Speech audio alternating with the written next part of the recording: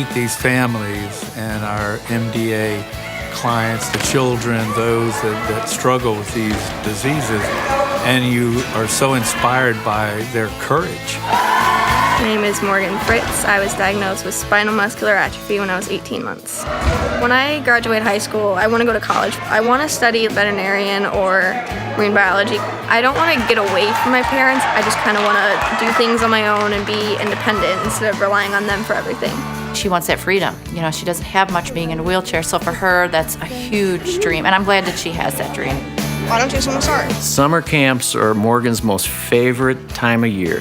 I love MDA camp because I can do different stuff that I can't do during the year.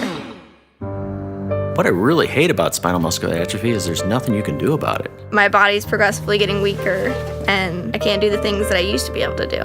One of the biggest dangers for Morgan is just colds. When I hear a cough, the alarms go off. That cough or a cold can lead to pneumonia, and for a child with SMA, it can be deadly. I do get upset and depressed about it sometimes, but I get through it by just thinking it could be worse. I mean, I could not be able to move at all.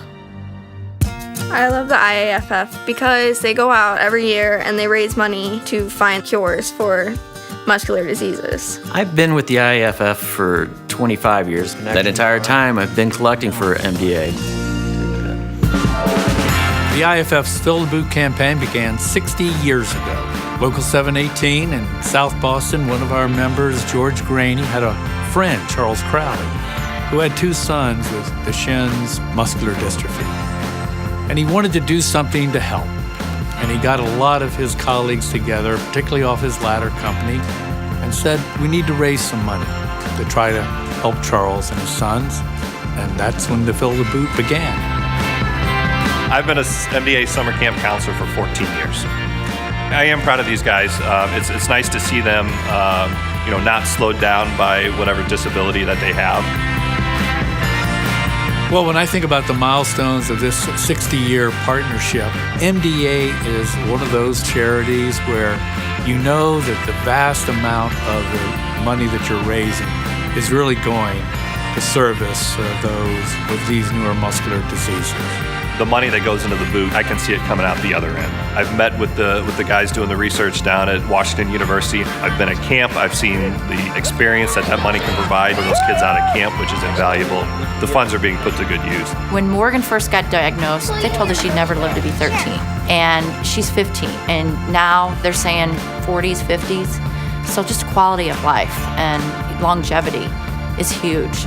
We can't say thank you enough, but I hope you know in your heart you have definitely made a difference.